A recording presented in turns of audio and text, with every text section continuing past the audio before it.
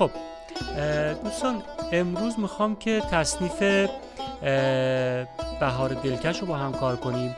تصنیفی که خیلی شنیدیم و شاید خیلی هم باش خاطره داریم.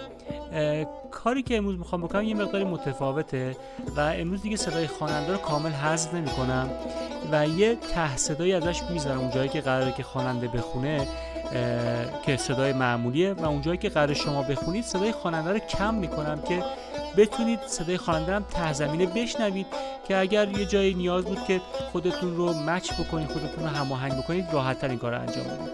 اینو امتحان می‌کنیم، بریم جلو تا ببینیم که شما چطوری میتونید که تمرین بکنید و آیا این روش براتون مفید خواهد بود یا که همون به روش قبلی بریم.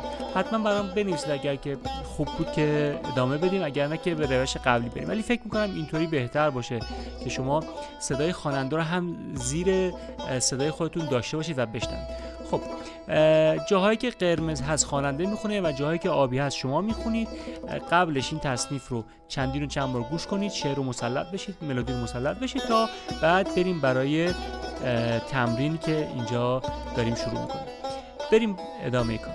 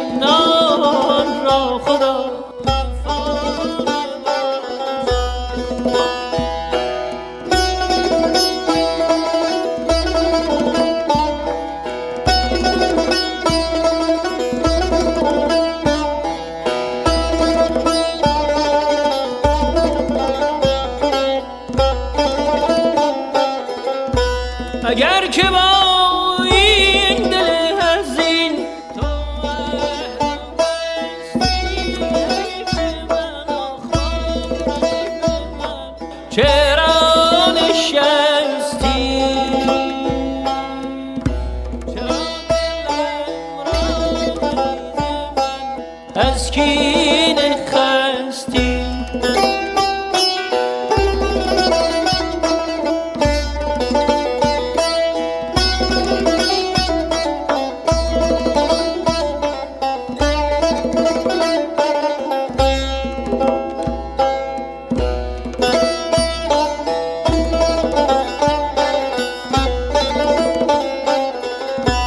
بیا در برم از وفا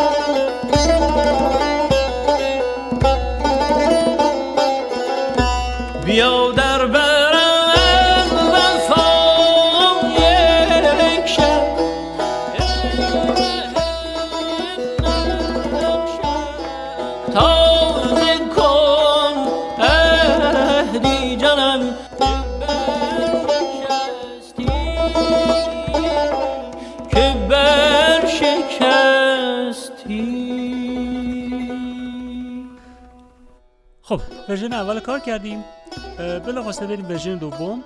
و همونطور که میدونید اینجایی که خواننده خون دیگه نمیخونه و شما جاش میخونید، دقیقاً برعکس این کاری که الان انجام دادیم.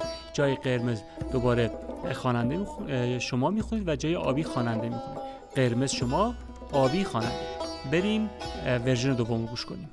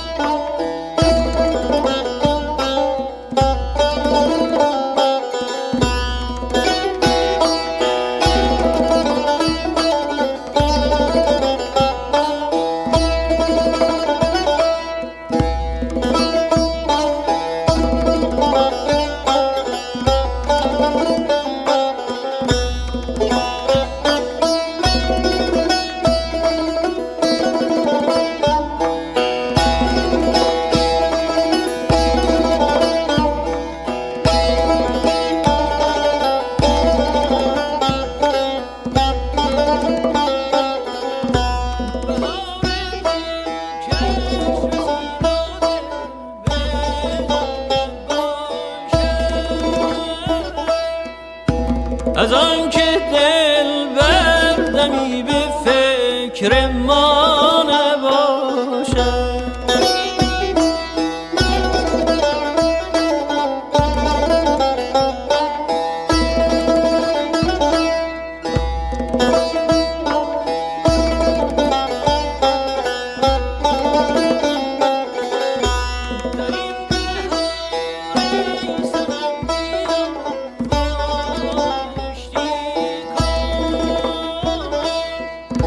که جنگ و کین با من حزین روا نباشد.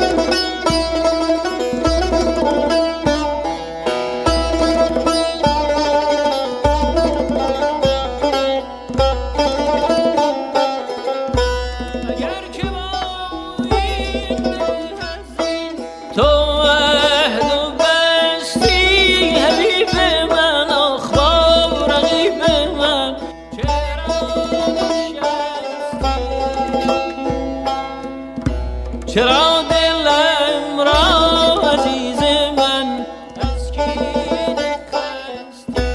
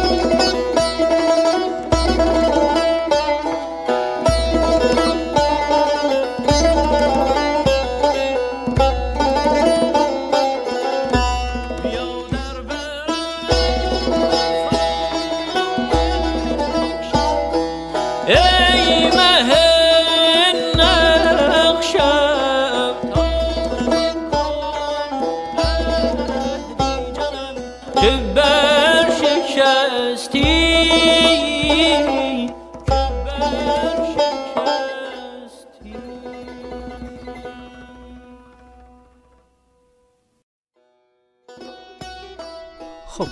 اینم ورژن دوم بود که تمرین کردیم. کاری که باید الان انجام بدید این فایل رو چند بار هی تمرین کنید تا مسلط بشید و مثل قبل وقتی کاملا مسلط شدید حالا روی آهنگ خالی هم میتونید بخونید. امیدوارم که خوب تمرین کنید روی این تصنیف، خیلی خوب مسلط بشید. تصنیف خیلی زیبایی هست که خیلی همون شنیدیم و میتونید خیلی جاها اجراش بکنید. تا ویدیوی بعدی فعلا خدا نگهدار.